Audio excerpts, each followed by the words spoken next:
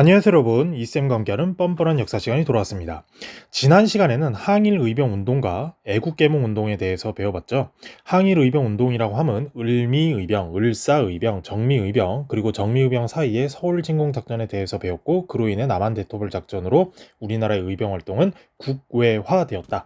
그리고 애국개몽운동은 보안에 그리고 헌정연구회, 대한자강회 이런 활동이 있어서 이들은 입헌군주제를 꿈꿨지만 신민회부터는 민주공화제 및 선독립 후 실력을 주장하면서 이른바 실력 양성 운동도 같이 하고 신흥무관학교를 설립해서 무장독립투쟁도 같이 했던 아주 훌륭한 단체였다라는 것까지 배워봤습니다.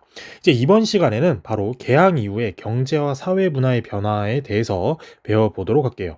자, 개항 이후에 이 삶이 어떻게 되었냐면 누구의 삶? 바로 국민, 백성의 삶이라고 하겠죠. 백성의 삶은 붕괴되었어요. 왜 붕괴되었냐?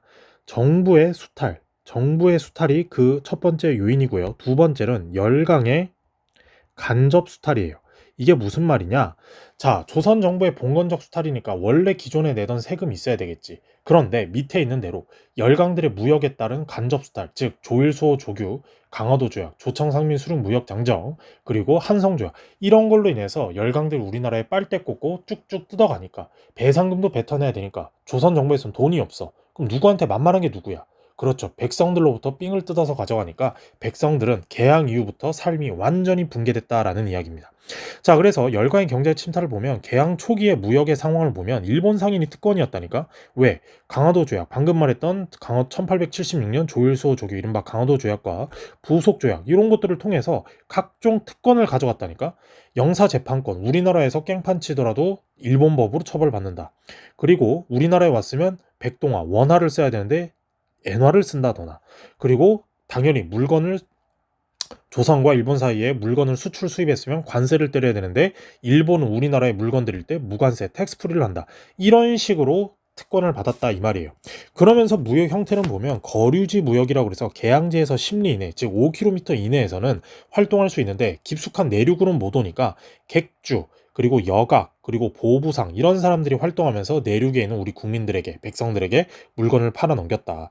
그리고 실시했던 무역이 바로 중개무역인데, 이 중개무역 굉장히 중요하다 그랬죠. 중개무역이 뭐냐면 일본은 아주 싸구려 영국산 면직물을 우리나라에 비싸게 팔고 그 비싸게 판 것과 동시에 우리나라에서 쌀, 콩, 금 이런 것들을 가져가다 보니까 우리나라의 주식은 쌀이잖아. 그러다 보니까 곡물 가격을 인상시키게 되는데 요 관련된 도표를 보면 이렇게 전개가 됩니다.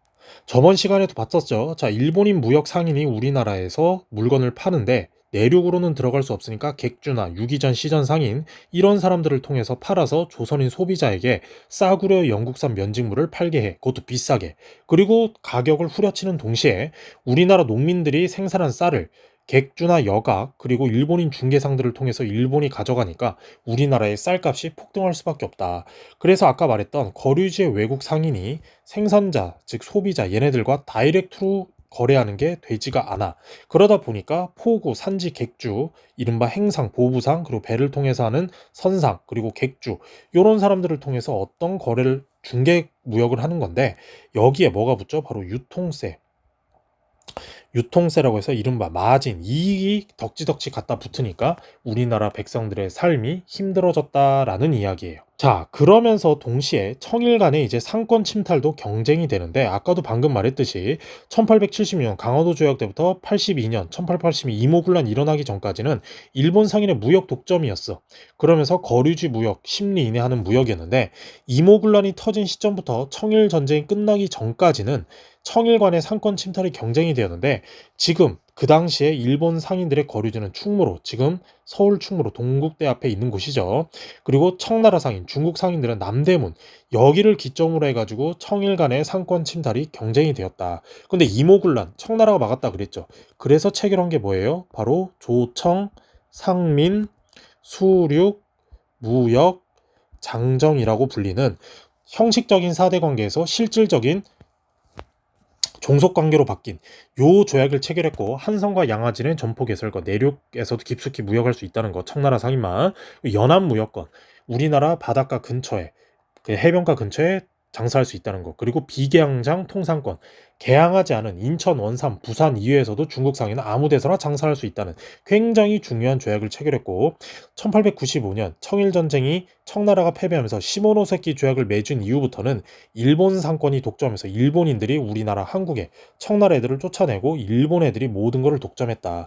그래서 돈을 빌려주고 우리나라의 경제권, 지하 경제권부터 다 차지하기 위해서 차관, 정부에 돈을 빌려주고 화폐 정리 사업, 우리가 좀 이따 할 건데 이 화폐 정리 사업을 하면서 우리나라, 한국의 재정권을, 금융권을 다 지배해요.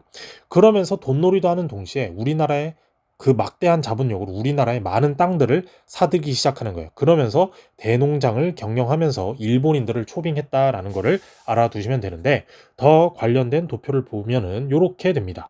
자, 보이죠? 청일 간의 상권 침탈 경쟁이라고 해서 선생님이 방금 설명한 부분인데 자, 요 도표를 보면 자, 일본이 강화도 조약, 그리고 조일소 조규 부록, 조일무역 규칙 이런 것들을 통해서 중개무역을 통해서 우리나라의 엄청난 특혜를 일본이 다 가져갔어. 스타트를 끊었어. 하지만 이모군란이라는 사건이 터지면서 이거를 누가 진압해요? 청나라가 진압하잖아. 청이 진압. 그러면서 이제 청과 일본의 투트랙으로 양강 체제로 가게 되는 거예요. 자, 이모군란을 진압했기 때문에 조청 상민 수륙 무역 장정 아까 했죠. 중요하다고.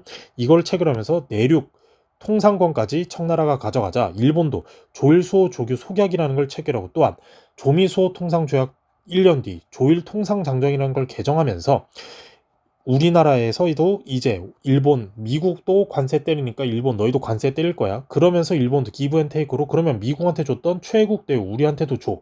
그러면서 방공령을 우리나라도 방지하게 되는 이런 식의 투트랙으로 전개가 되는데 자 밑에 사를 한번 볼게요. 조청 상민 수륙 무역 장정 굉장히 중요하다 그랬죠. 청나라의 상무위원, 청나라의 그 경제와 관련된 위원을 서울에 파견하고 조선도 큰 대신을 텐진에 파견한다. 그런데 더 웃긴 건 청나라의 북양 대신 이른바 큰 넘버 3 중에 큰 관직인데 우리나라로 치면 영의정, 좌의정, 우의정급인데 이 북양 대신이 조선의 국왕과 대등한 지위를 가진데 이거 선 넘는 거잖아. 우리나라 왕인데 여기는 일개 국무총리 재상이 왕이랑 대등하다고 하니까 그만큼 우리나라에 무시를 하고 있다는 거고 청상인에 대한 재판권도 청나라에서 관리를 한다. 거기다가 조선의 양화진 한성의 영업소를 개설한다.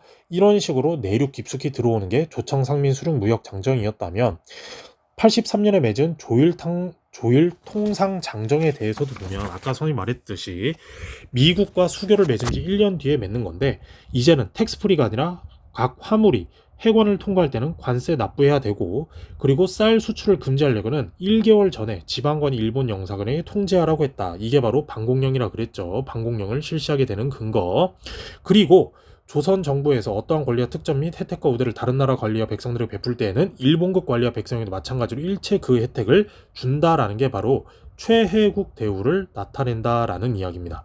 이런 식으로 청일 전쟁이 끝나고 나서 일본이 승리했죠. 그러면서 일본의 경제 침략이 가속화되기 시작한다라는 거예요. 자, 이제 이러면서 열광의 이권 침탈이 가속화되는데 아관 파청 고종이 러시아 공사관으로 빤스런한 이후 열강들이 요 최애국 대우를 다 너도 나도 무기 삼아서 우리나라 이권을 삥 뜯어갔다니까. 그러면서 누가 나타나느냐? 바로 독립 협회가 나타나서 이권 수호 운동을 벌여요. 우리가 독립협회 활동했던 거 있죠. 러시아나 미국, 일본 상인들에게도 다 하려고 했지만 러시아만 유독 더 빡세게 굴었다. 자, 그리고 정말 문제가 되는 게 바로 일본의 화폐 정리 사업이에요. 요 화폐 정리 사업 시험 문제 필수로 나오고 수능에서도 3점짜리로 잘 나오니까 여러분이 잘 기억을 해둬야 될 겁니다. 요 화폐 정리 사업은 누가 실시를 했느냐? 1차 한일 협약으로 고문 정치를 통해서 우리나라의 재정 고문으로 온 요 메가타 요시키가 우리나라의 화폐 정리 사업을 하는데 명분은 이거야.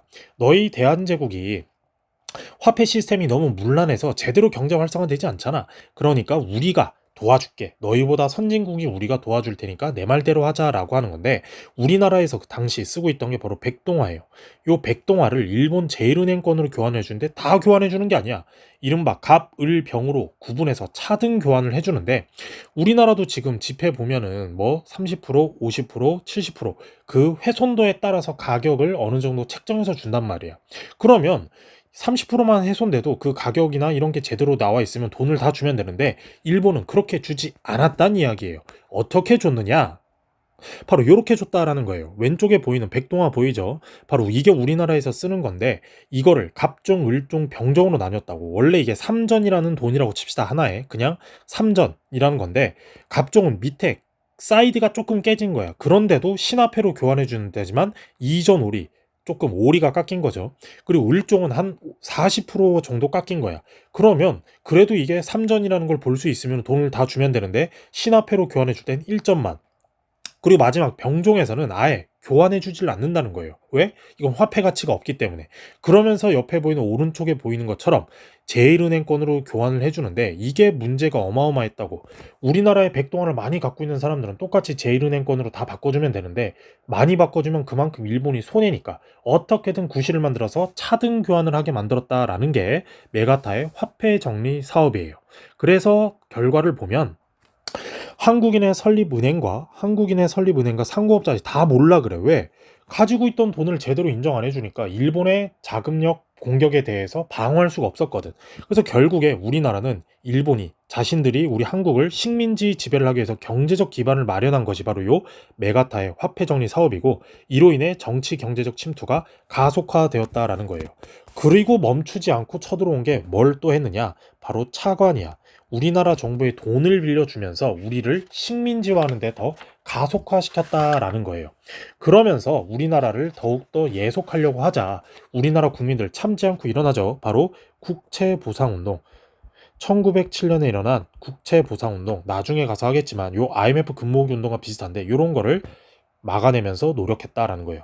그리고 이제 돈까지 재정을 장악하고 나서 이제 우리나라의 토지를 약탈하기 위해서 철도 부지와 군용지를 확보한다고 하는데 실질적으로는 일본인 농민들에게 우리나라의 땅을 굉장히 값싸게 할애하기 위해서 만든 거였다. 그러면서 만든 게 뭐냐? 영국의 동인도 회사 들어봤죠? 영국의 동인도 회사를 벤치마킹해서 만든 동양 척식 주식회사라는 걸 만들어서 우리나라의 좋은 땅을 일본인들에게 값싸게 팔아넘기는 역할을 했다라는 겁니다. 자, 보면은 열강의 시기별 경제 침탈이라고 그래서 이렇게 나뉘어요. 개항 이후, 이모군란 이후, 청일전쟁 이후, 아간파천 이후, 1차 한일협약 이후인데 그 중에서도 제일 중요했던 건 조청 상민 수륙 무역장정. 요게 가장 중요하고 나머지는 여러분들이 보면서 이해를 하시면 되겠습니다. 자, 이제 네 번째는 경제적 구국 운동인데 경제적 구국 운동을 보면 그 첫 번째가 바로 방공령이에요. 아까 조일통상 장정에서 나왔던 요 방공령을 실시하는데 함경도와 황해도에서 89년, 90년에 실시를 해. 그런데 문제는 뭐냐? 분명히 조일통상 장정에도 지방관이 명령 내리기 전에 한 달 전에 통지를 내주면 된다라고 했잖아. 근데 일본인들이 스스로 그걸 모른 척하거나 안 받는 척하거나 못 받는 척하고 거부를 하면서 오히려 배상금까지 뜯어내면서 이거 니네가 다 잘못한 거야. 다 물어내. 그리고 방공령은 취소한다. 이런 식으로 만들어낸 거예요. 그래서 결국에는 외교 문제까지 비화가 되자 방공령을 결국 철회하고 거액의 배상금까지 지불하면서 우리나라는 아주 호구가 됐다라는 겁니다. 자, 이렇게 방공령 이외에 상권수호운동이라고 해서 아관파천 이후 열강대 우리나라에 빨대 꽂았다 그랬잖아. 이걸 막기 위해서 시전 상인들을 중심으로 뭘 만드느냐? 바로 황국중앙총상회라는 걸 만들어요. 황국중앙총상회. 황국협회랑 헷갈리면 안 됩니다. 황국협회는 뭐냐? 우리 저번 독립협회 할 때도 했지만 보부상들의 단체예요. 보부상 단체고 이 황국중앙총상회는 시전 상인들, 즉 점포를 가지고 있는 상인들의 모임이었다. 그래서 이들이 외국 상인들의 불법적인 내륙 상업 활동을 감시하고 탄압하고 대항하는 동시에 동맹철시 어느 한 명만 장사하는 게 아니라 다 같이 장사를 안 하는 스트라이크 파업을 했다는 이야기고 민족기업 지금 우리로 따지면 LG, SK, 삼성, 현대자동차 이런 민족 기업들을 만드는데 대동상회, 장통상회 그리고 해운사, STX 이런 것들의 상회사를 만들었고 독립협회와 함께 자유민권 신장운동도 전개했다라는 겁니다. 자, 그러면서 또 어떤 게 있냐? 옆에 보이죠? 황해도 방공령 사건, 함경도 방공령 사건. 자, 지도 있으니까 보면 되고요. 또 다른 거는 바로 이권수호 운동이라고 해서 독립협회도 열심히 이권을 방어하려고 노력했지만 보안회에서 특히나 우리 저번 시간에 배웠던 일제 황무지 개간권 요구 반대 운동을 전 국민적으로 단행해서 일본의 요구를 막아냈다라는 거예요. 그리고 정말 중요한 건 바로 요 국채 보상 운동입니다. 국채보상운동 아까도 말했듯이 1907년에 일어났다라고 했는데 이게 왜 중요하냐면 여러분은 잘 모를 거예요. 1997년에 우리나라에 무슨 일이 있었냐면 IMF 금모으기 운동이랑 유사하다라고 생각하면 돼요. 즉 우리나라에 빚이 있으니까 항상 우리 나라에 무슨 일이 있으면 국민들이 먼저 나서죠. 그것처럼 관세를 담보로 우리나라에 엄청난 돈을 빌려주고 나서 돈 갚아라고 압박하고 돈 못 갚으면 뭐 주권 내놔 뭐 내놔 이런 식으로 하다 보니까 국채보상 기성회를 대구에서 조직하고 전국으로 확산이 돼요. 그러면서 금연, 담배 끊고 금주, 술 끊고 재산 헌납, 돈이 있는 분들이 국가에 재산을 기부하고 헌납하면서 이런 모금 운동을 했단 말이야. 그 모금 운동을 하는데 도움을 줬던 곳이 대한매일신보, 황성신문 등에서 굉장히 광고를 많이 해줬다. 하지만 이런 활동이 일제 저항하는 활동이다라고 해서 일제가 탄압을 해요.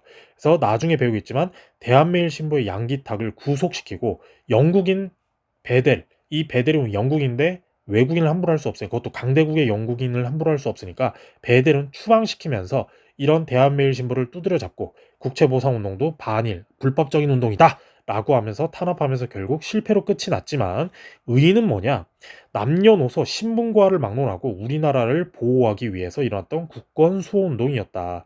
하지만 한계는 무엇이었냐면 가진 자들, 부자들이 적극적으로 참여하진 않았다라는 거예요. 나중에 우리 1923년에 물산 장려 운동이라는 걸 배울 텐데 그거와 비슷하다라고 보면 되겠고요. 요 국채 보상 운동은 IMF 금모으기 운동이다. 라는 것과 유사하다고 이해하면 되겠습니다. 요 경제적 구국 운동을 도표로 정리해 봤는데요. 바로 이렇게 전개가 됩니다. 자, 일본은 경제적 침략을 하기 위해서 양곡, 우리나라에 쌀을 유출하고 외국 상인의 내륙 시장, 깊숙이 서울, 부산, 대구에 들어오고 열강들 우리나라 이권을 침탈하면서 또 한 가지 황무지 개간권까지 요구하고 우리나라에 돈을 빌려주면서 재정 예속화를 하려고 하자 우리나라의 대응은 방공령을 해서 쌀 유출을 막아내고 외국 상인들이 우리나라 깊숙이 서울이나 대구까지 내륙에 들어오자 상회사, 대동상회 이런 걸 만들면서 상권 수운동을 전개했다. 또 한 가지 열강이 이권 침탈하려고 하면 독립협회에서 저지를 했고 일제 황무지 개강권 요구는 보완회에서 저지했고 그리고 우리나라를 경제적으로 예속화시키려고 했던 거는 국채보상 운동을 전개해서 막아내려고 했다라는 이런 식으로 우리나라의 대응책을 알아봤습니다. 자, 다음에는 이제 바로 뭘로 지나가느냐? 자, 이제 사회 구조와 의식의 변화인데요. 자, 평등 사회로의 이행이요. 왜? 1894년 우리 갑오개혁을 하면서 신분제가 깨졌죠. 그러면서 그 전부터 공노비 해방, 갑신정변, 동학농민운동 등에서 신분제 폐지를 요구했고 결국에 갑오개혁을 통해서 신분제가 폐지가 됐는데 문제는 뭐냐? 사람들의 관념 속에는 여전히 신분제라는 게 법적으로는 없어졌지만 관념상으로는 있었단 말이에요. 그래서 나중에 우리가 배울 형평운동 이런 것도 있겠지만 천안 신문을 표시할 때는 이렇게 빨간색 점으로 표시를 해두는데 이게 신분제가 여전히 관념적으로는 살아있었고 1945년 8월 15일 해방 전까지 그리고 해방 이후에도 여전히 있다가 이제 완벽히 대한민국 정부가 수립되는 1948년 8월 15일 날 신분제라는 개념이 깨지게 된다라는 것을 이해하면 되겠습니다. 그리고 민권 사상과 이런 근대적 사회 의식을 많이 도움을 줬던 게 독립협회고요. 그리고 동시에 여성 인권 의식이 성장하게 되는데 지금은 우리 남녀 평등이잖아. 근데 그 당시 옛날에는 남녀 평등이 아니라 남녀 차별이었다고. 그런 와중에도 남녀 평등을 외쳤던 단체가 있는데 그 단체가 바로 찬양입니다. 요 찬양의 최초의 여성 단체인데 굉장히 중요해요. 왜 그러냐면 우리는 흔히 현모양처라 그러잖아. 여자들은 직업 없이 그냥 남편 잘 만나서 남편을 잘 모시고 자녀들을 잘 키우는 이런 게 전형적인 정근대적인 여성상인데 이제는 그런 거 타파해버리고 우리 여성들도 우리들의 꿈과 우리들의 미래, 우리들의 희망, 장래 희망을 찾아가자라고 하면서 여학교를 설립하기도 했고요. 그리고 여권 통문이라 그래서 여성 400명이 우리 여성들의 인권을 존중해달라. 뭐 그런 내용이에요. 그래서 여권 신장을 하는 노력하는데 많은 도움을 했고 만민공동회에서 자유민권 운동에도 참여를 했다. 그 나머지 활동이 있었다라는 것도 여러분이 알아두시면 되겠고요. 자, 그러면서 이제 일상생활의 변화도 있는데 의식주가 대표적으로 많이 바뀌어요. 자, 대표적으로 옷은 우리 옛날엔 다 한복 입었잖아. 근데 이제는 서양식의 치마, 양복 그리고 개량 항복 이런 거를 입기 시작했다는 거고요. 먹을 거는 뭘로 바뀌느냐? 우리 옛날 맨날 밥, 뭐 감자, 고구마, 옥수수 이런 거 먹었는데 이제는 서양 음식, 커피나 쿠키 그리고 짜장면 뭐 요런 서양, 중국 음식이 들어오기도 했고요. 그리고 예전에는 옛날 드라마나 뭐 명절 예전에 선생님 어렸을 때만 하더라도 남자들끼리 식사하고 여자들끼리 식사했단 말이야. 즉 남녀의 겸상이 없었는데 이제는 남녀의 겸상도 허락해줬다. 집의 거주는 옛날에 양반들이 사는 으리으리한 기와집이나 일반 서민들이 사는 초가집 이런 것만 있었는데 이제는 신문별 제한의 철폐로 집도 다양화되면서 벽돌집이나 서양인들이 사는 그런 양옥들이 등장했고 양옥과 한옥 이런 것들의 리믹스 되는 것들도 많이 나타났다라는 겁니다. 자, 그러면서 이제 근대 문물도 많이 도입을 되는데 그 배경이 뭐냐? 국외 사신단을 많이 파견한 거예요. 수신사와 조사시찰단은 일본에 파견한 거라 그랬죠. 영성사는 중국 청나라, 그리고 보빙사는 미국, 이런 사절단을 파견하면서 우리도 근대 문물을 많이 배우게 되는데 대표적으로 어떤 것들이 있는지 한번 살펴보도록 하겠습니다. 자, 보면은 이렇게 선생님이 깔끔하게 정리를 해놨는데 교통통신, 그리고 근대 문명, 그리고 의료기관, 근대 건축이라고 되어 있는데 교통통신기관에서는 전차가 굉장히 중요했어요. 왜? 1897년 대한제국에서 실시했던 광무 전차를 먼저 도입을 하는데, 즉 서대문에서 청량리를 개통하면서 서울의 경계가 확장되면서 그만큼 서울의 인구도 늘어나고 도시의 사이즈도 커지기 시작했다라는 거예요. 그리고 결국엔 철도도 설치하게 되고 그 뒤로 전신, 전화, 전기 이런 걸 설치하게 됐다. 그리고 우정총국, 지금의 우체국이죠. 갑신정변이 일어났던 장소. 그리고 근대 문명 시설에는 바로 신문을 만들어내는 방문국 이런 게 있었다라는 거고, 의료기관으로는 이런 것들이 있는데 제일 중요한 게 뭐냐면 바로 대한의원이나 세브란스 병원이에요. 이 세브란스 병원이 바로 연세대 의대로 지금 바뀌게 되죠. 그리고 근대 건축으로는 독립협회에서 만드는 독립문, 명동성당, 지금 천주교 본산이자 우리 민주화 운동의 성지라고 불리죠. 그리고 덕수궁, 석조전, 고종이 자신의 비자금까지 깨면서 근대화 건물을 만드는데 노력을 했던 이런 것들이 바로 근대 문물의 도입이라고 할 수가 있겠습니다. 자, 이런 근대 문물의 수용을 보면 영양, 긍정적인 건 무엇이 있느냐? 바로 민중들의 사회 경제적 생활을 개선해 줬어요. 뭔가 구식적인, 정근대적인 아날로그적에서 그래도 뭔가 발전한 모습을 보여줬다는 반면 한계는 뭐냐? 여전히 우리나라의 돈과 기술력이 부족해서 외국에 의존을 하다 보니까 외세에서 이권, 우리나라에 도와준다는 명목으로 많은 이권, 삥을 뜯으러 왔다라는 것을 알아두시면 되겠습니다. 자, 다음은 이제 근대적 언론 활동의 전개인데요. 자, 이 언론 활동도 뭐냐면 국민 계몽을 하고 개화 정책, 우리나라 정부 대한제국에서 이런 정책을 했다. 그러니 국민 여러분 알아봐 주세요라는 이런 정책을 알리기 위한 도구나 이런 것들이 필요하죠. 그래서 만든 게 신문이었다. 그래서 첫 번째로 방문국에서 아까 말했던 방문국에서 만들었던 우리나라 최초의 신문이 바로 뭐냐? 바로 한성순보예요. 한성순보인데 이게 열흘 순자야. 열흘에 한 번씩 신문을 발간한다라고 해서 한성순보라고 지었는데 바로 정부가 간행한 최초의 신문이었다. 그래서 국어, 한글과 한문을 같이 혼용체로 썼고 국내외 정치적인 시사적인 거를 알려주는 동시에 돈을 신문사도 만들어내야 되니까 최초로 상업 광고를 게재하기도 했다라는 겁니다. 자, 두 번째는 바로 독립협회에서 만들었던 최초의 민간신문, 바로 독립신문인데 순한글판과 영문판을 동시에 발행하면서 외국에 우리나라의 정세를 알려주기도 했다. 세 번째는 바로 황성신문인데 바로 계신 유학자, 신문물을 받아들인 유학자, 양반 지식 대상층을 주로 구독자로 설정했어요.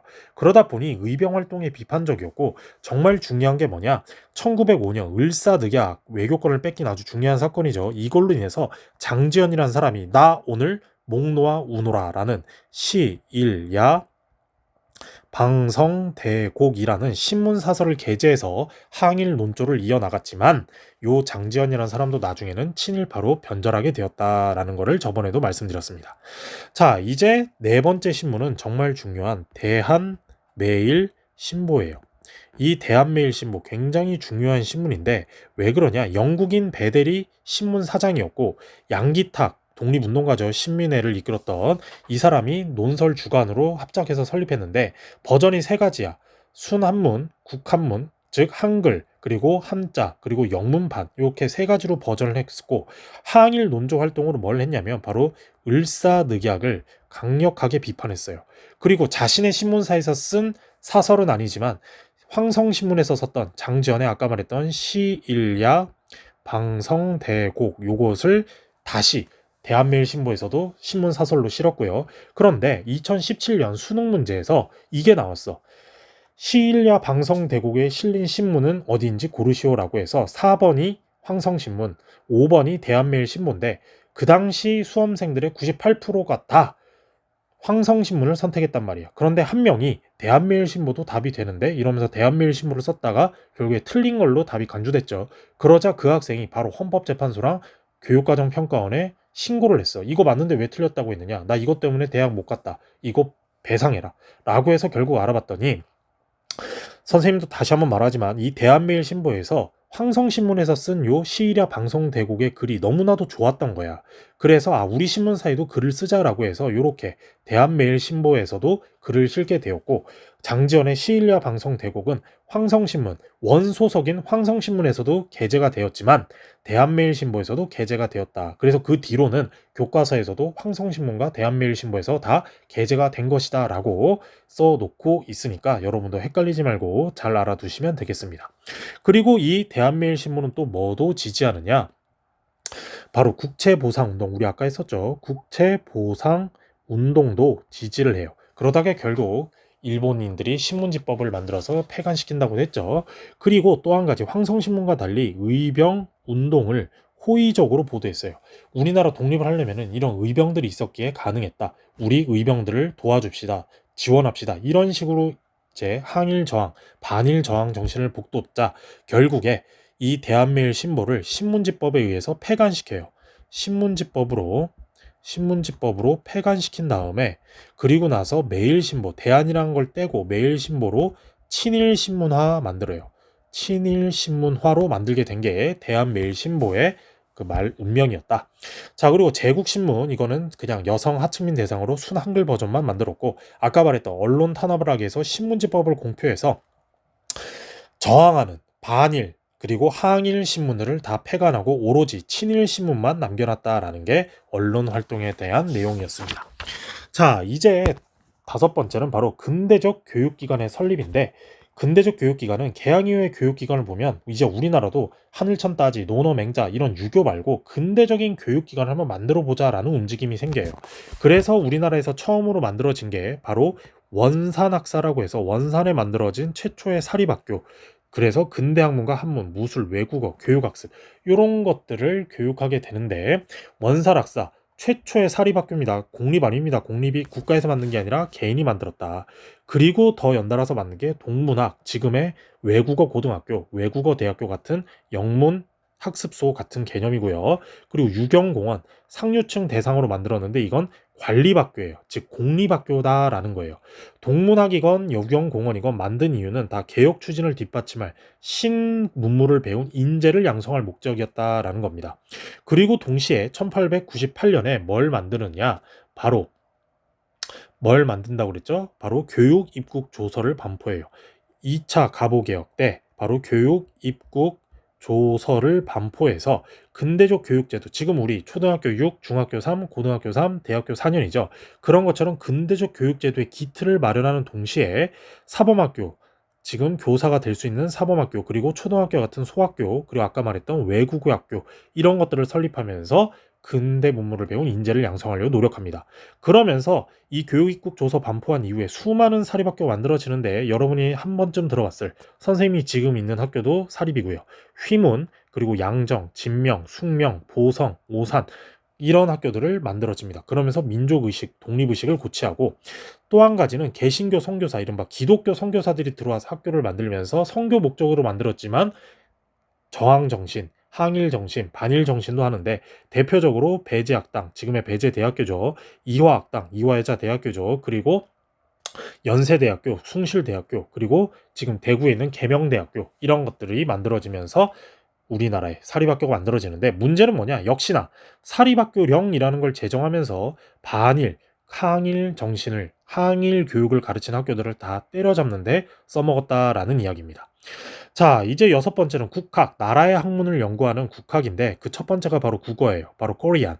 즉 한글의 중요성을 강요하는데 죄송합니다. 부각하는데 한글을 알아야 우리나라 글자를 알잖아요. 우리도 지금 마찬가지고. 그래서 처음으로 만들어낸 게 바로 국문연구소예요. 국문연구소.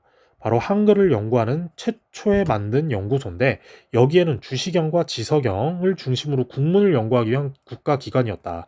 그래서 한글 문법과 연구와 정리를 했고 나중에 이 국문연구소가 1921년에 조선어연구회로 조선어연구회가 10년 뒤인 1931년에 조선어학회로 그리고 11년 뒤에 조선어학회 사건이라는 게 그 일제가 조작하면서 독립운동을 탄압하는 것으로도 연계가 되니까 국문연구소, 조선어연구회, 조선어학회 이것을 잘 알아두시면 되겠습니다.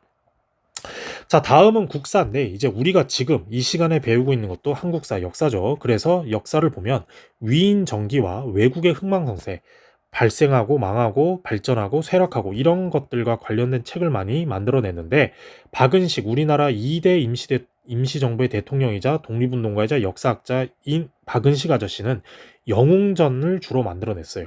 그래서 동명성황실기, 고구려를 세운 주몽에 대한 이야기, 청계소문전, 당나라를 격퇴한 영계소문에 관련된 히어로들의 그 역사서를 많이 만들어냈고 신채호 독립운동가이자 역사가인 신채호도 영웅전을 만들어냈는데 113만에 130만에 관하는 수나라를 물리쳤던 을지문덕 그리고 일본 특히 임진왜란 정유재란 이렇게 일본을 격퇴했던 민족의 영웅 이순신 이런 것들을 만들어내면서 독립의식을 고취시켰고요.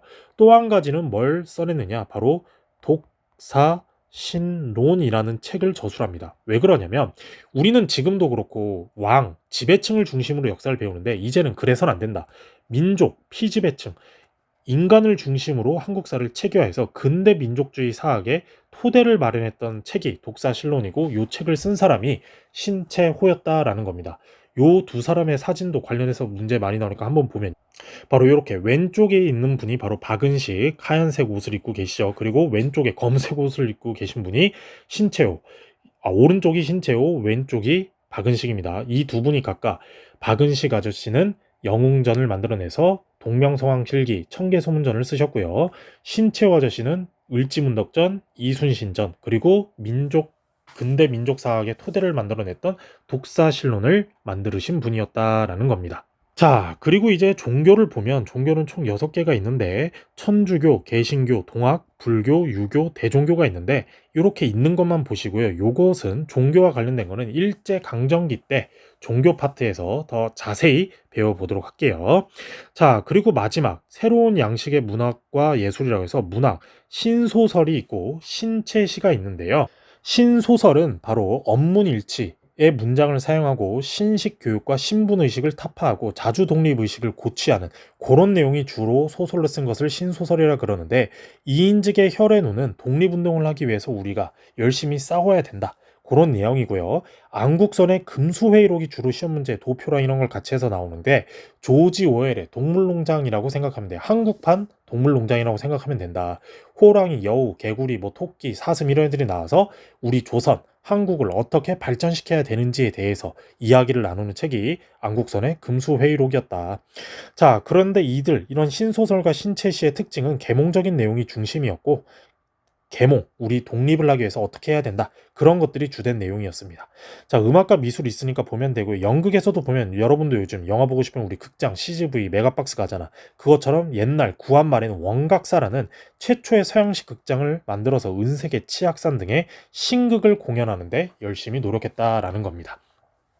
자, 이렇게 해서 이번 시간 개항 이후에 경제, 사회, 문화의 발전에 대해서 배워봤는데요. 다음 시간에는 이제 1910년부터 40년까지 일제 강점기의 각 시대별 특징에 대해서 배워보도록 하겠습니다. 그래서 오늘 수업은 여기까지고요. 좋아요, 구독, 알림 설정 해주시고요. 다음 시간에 더 재밌는 수업으로 찾아오도록 하겠습니다. 다음 시간에 만나요.